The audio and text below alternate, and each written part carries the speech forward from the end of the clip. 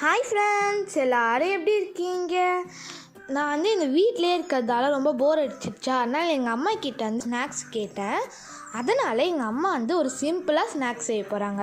சரி வாங்க எங்கள் அம்மா எப்படி செய்கிறாங்க பார்க்கலாம்.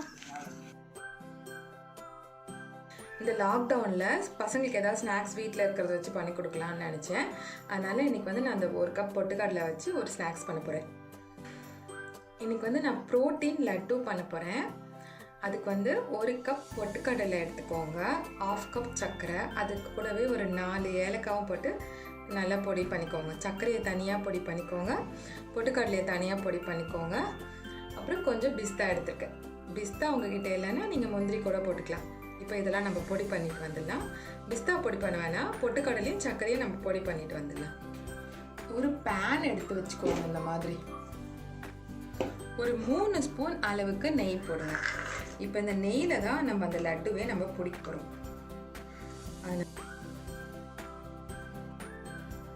நெய் கொஞ்சம் சூடாயிடுச்சு. இப்போ நம்ம கட் பண்ணி வச்சிருக்க பிஸ்தாவில் அதில் போட்டுக்கலாம்.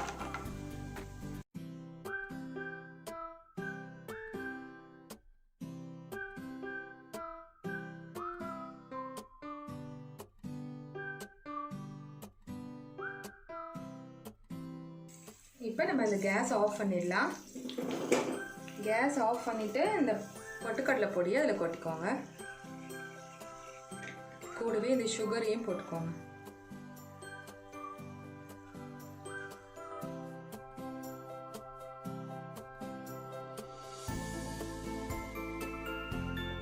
நல்லா இந்த சூடாக அந்த நெய் சூடாக இருக்கு இல்லைங்களா, அதுலேயே இதை நல்லா மிக்ஸ் பண்ணி விட்டுக்கோங்க.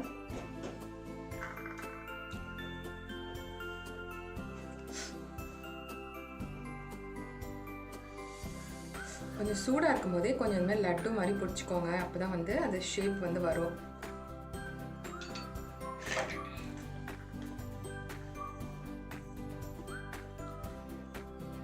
இந்த மாதிரி லட்டு மாதிரி பிடிச்சி வச்சுக்கோங்க. கொஞ்சம் சூடாக இருக்கும்போதே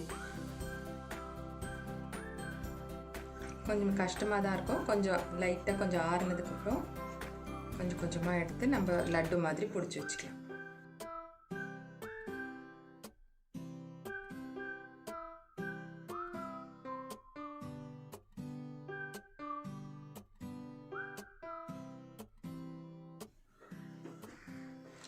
இந்த மாதிரி எல்லா மாவையும் நம்ம லட்டு பிடிச்சி வச்சிடலாம்.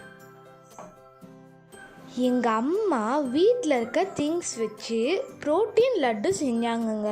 சூப்பராக இருந்துச்சு.